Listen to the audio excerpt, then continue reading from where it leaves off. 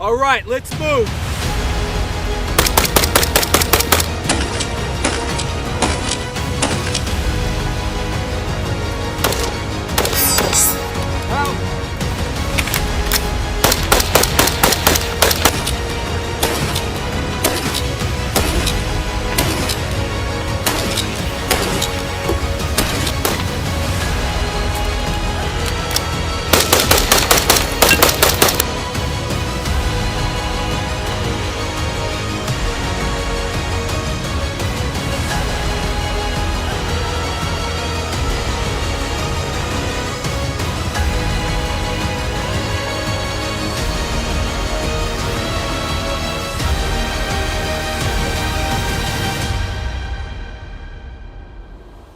Shooter, do you understand the course of fire?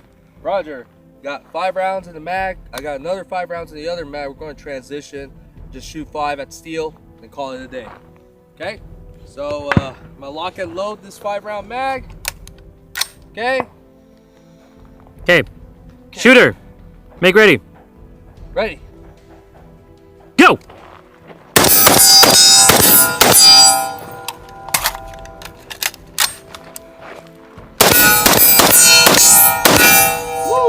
I got the M16A1 here on the channel, guys. We're going to be talking about the history and the specs and parts, what makes the A1 or the M16A1 different from others, and we'll end it off with the conclusion and what's my take on this platform. So let's get to it. Alright guys, let's get to it with the history of the M16A1. Tossing those out. We're going to be literally chatting about how it became a American icon of a rifle compared to even the M1 Garand or even the M14. So in 1965, this was fully introduced to the armed forces that were fighting in the Vietnam theater of war to becoming the primary service rifle, which would replace the M14 rifle. Now, the M14 had its flaws, became a really heavy platform, honestly derived from the M1 Garand, but then a lightweight rifle came to light, which here it is, the M16. Now, the A1, which we will get to the point of why it's designated A1. At first, it was the M16, and again, it had its flaws when it first met the shores of Vietnam. It had jams, it had issues of certain things breaking, and also, especially with the muzzle brake and getting within the brush and getting soldiers like kind of hangled up with all this weird stuff that they got going on in the environment of Vietnam.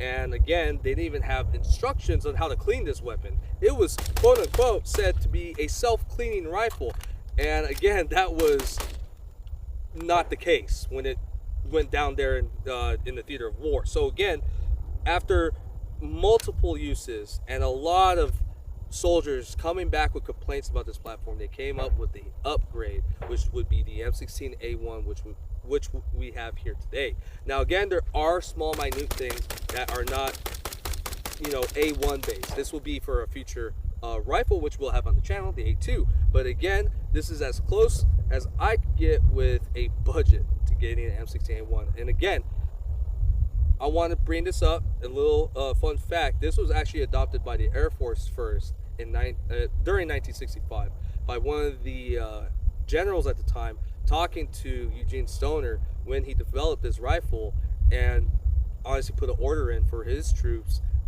either within security forces or other special operations units within the Air Force. And again, this was space age era stuff. This is actually, because I mentioned Eugene Stoners becoming a big influence, especially in aerospace, to throw it onto a rifle. Again, coming from aerospace myself, there are stuff that's related to a lot of aerospace parts. Like, for example, working on the F-16, you can see like the barrel nut, castle nut, all that stuff. Well, this doesn't have a castle nut, it's a regular M16, but even to down the screws, all this other components on here are related to aircraft, which makes this very unique compared to any other rifles out there. So again, using space age stuff, that's literally the big slogan, especially if you guys watch Discovery Channel, right? So again, that is the short history. Now we're going to get to the specs and parts, and which makes this an A1, guys. Let's go. Alright guys, to what we love, the specs and parts of the M16A1. We're going to talk about how it's different, where I got it, and how it came to be and how I built it, okay? So we're going to start off with the M16A1 length stock from CMMG. This is a all-in-one kit that you can purchase, and it's really good, really robust, very durable. And we have the Luth AR upper with the brass deflector, M4 feed ramps, and a teardrop port assist. Then we have the regular basic charging handle. Then our bolt carrier that we have in this, which is contracted by FN, a really good company, AO Precision, chrome line and phosphated HPT/MPI tested, which is really good quality stamps for a bolt carrier group. Then moving down to the lower, we have an Anderson Manufacturing, no logo marked lower. Again, really budget friendly to all you guys out there. You all know about Anderson being a really great company, rest in peace. Then we have a BKF fire control group, very affordable, go check them out guys. Then we have the Luth AR A1 grip, really good, feels good in the hand, and again compared to your A2, it doesn't have that little thing that messes with everyone's hands, which we'll talk about in the A2 series of things. Then we have the Colt 20 round mag. Find them, get them, they're rare. Then we have the Delta ring, which is from Luth AR, just your traditional A2 Delta ring. Okay, I know you guys could criticize me all you want, it's not a true A1, but again, I want this rifle to fight for a purpose, especially at home. Then we have a Luth AR triangle handguard. Doesn't feel like what everyone's claiming, the Mattel 15, kind of clacky, kind of feel like a toy, you know. This feels solid, okay guys. Then we have the LBE, what do you call it, gas tube rifle length, of course. So when you guys go check them out, get the rifle length, okay. Then we have the Luth AR pencil barrel 5.56 1-7 twist with a non-F mark front sight block, F mark for your M4s, non-F mark for your M16s with a carry handle, okay. Then the front sight post itself is the squared off version on the A2 versus the old school one, which is kind of that weird, like I guess Eiffel Tower looking sight post, okay. Then we have the muzzle brake, which is from Luth AR, 3-prong, really good, very traditional. I know the A1 has that all around weird birdcage style, but again, I want it to my liking, my opinion on how I wanted my A1 to be built, okay. So again, that is the A1 guys. Now I know you guys are so eager, let's go shoot it. Let's go up to the mountain, shoot some steel, and then we'll go shoot watermelon and a cinder block just to see the ballistics and the stopping power. All right, so let's get to it with the M16A1.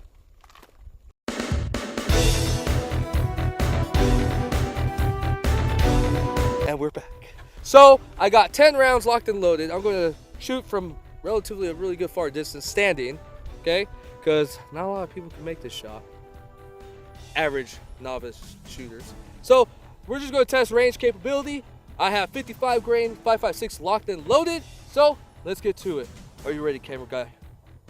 I bet you are. Let's do it.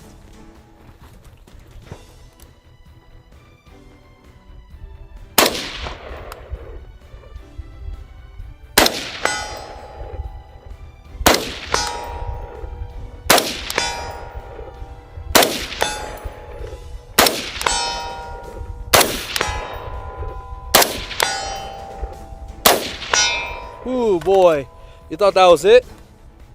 Not really, I got another one. Yeah. Of course, I'm gonna test it because I bought it for a big price. The Colt mag. So let's try it out. 5 rounds.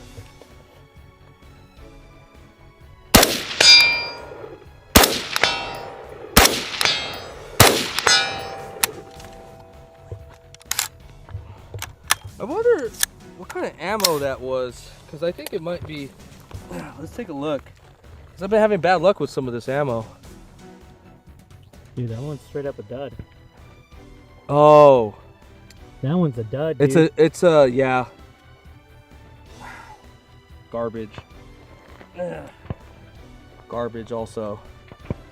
No, that one, the pin never got this one. Okay.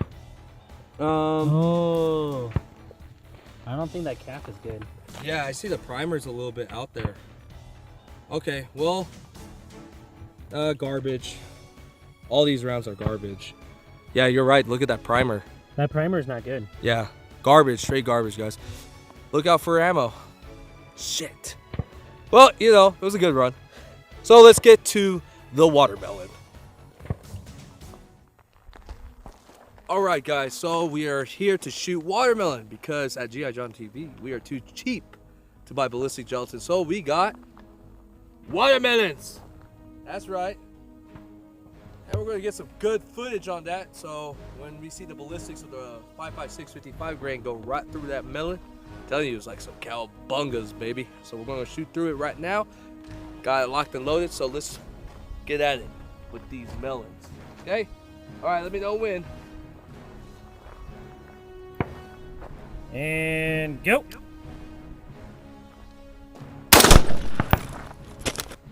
Oh! Oh! Hold on, wait. Okay. Okay, got it. And there you go. What did you think about that? That's interesting. At least we got the first shot, so we'll put that on right now. And now we're back. Let's go take a look at the devastation. So usually, we never have things that are unpredictable like that. So here's a melon that I am definitely not gonna eat because it took some dirt rolling down, but here it is. Dang. Look at that. Oh boy. God damn, look at that. 5.56, fellas. That really blasted its brains out. Jeez, what a murder scene. Alright guys, stopping power. We're gonna be shooting at a cinder block, relatively pretty close, like I would say 10 yards. Right. So we're gonna see how 5.56 reacts to a concrete block. So let's get to it. I got right here. Gonna shoot one and get some transitions and see the slow-mo of it. So let's get to it. Let me know when. And go. Oh, that left a clean hole. If you guys actually, let me say this. If you guys watch on the History Channel, Lock and Load with Arlie Ermy, and you remember he actually talked about how when you shoot cinder block, it leaves a nice clean hole. Now with the AK, that's different, which is going to be a future segment. But as you can see, it left a nice clean hole. Okay, so let's take a look at the slow-mo. Okay, so after watching that slow-mo, you guys saw how it reacts to concrete when 55 grain 5.56 goes through concrete. So now, let's fire 4 more times. All right, okay. I'm gonna do one like down low, okay? Here we go.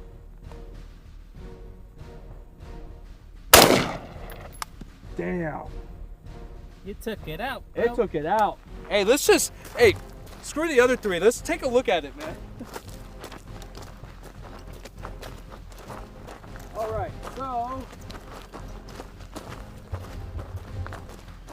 that was interesting. I shot low and just blasted it to pieces. But take a look up front, guys.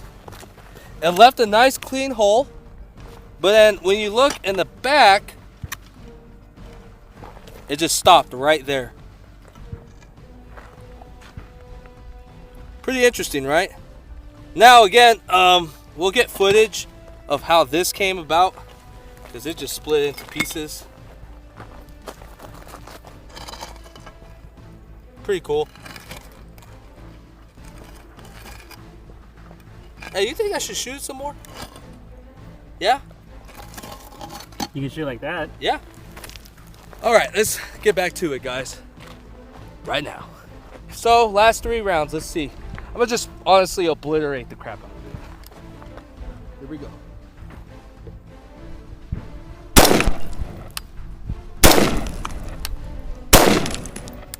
Damn. That thing just split into pieces. You look at that destruction. This is it's pretty good stopping power.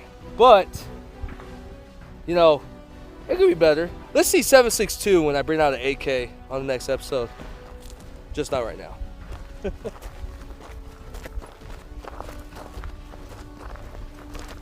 Damn. That thing split into pieces. Oh my god. Dude, that's pretty crazy, right? Okay, so Guys, that honestly concludes it right there. We went over so many segments. Let's get to the conclusion and my take on this bad boy right here. So guys, in conclusion, we talked about the brief history, specs and parts, and we shot it for a bit. And now, honestly, my take on the M16. Honestly, if you're a collector, a novice collector in this world for firearms, it doesn't hurt to go pick one up. I told you guys the brands. Go ahead, go look out, grab one while you still can, and get yourself one of these.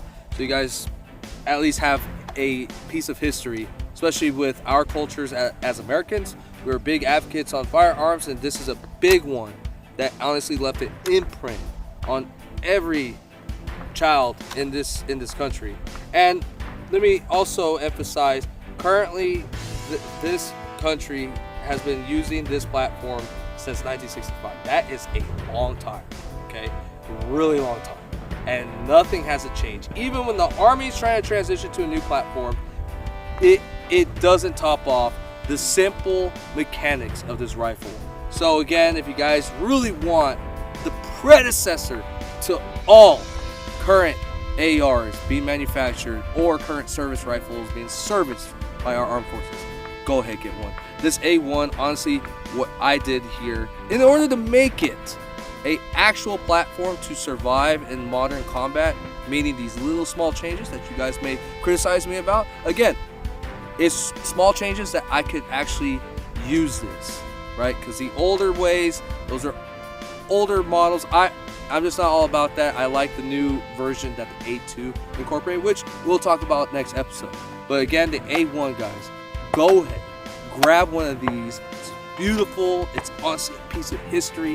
And again, if you guys have any more comments that you can put down to add about this platform, go ahead, put it down here. If you can, subscribe, like, comment, and share. And follow me on Instagram at GIJohnTV. And again, we'll be seeing you next time on the M16A2 at the next episode. That one's going to be a real doozy, okay, guys? And from there, GIJohnTV, I'm out. See you guys.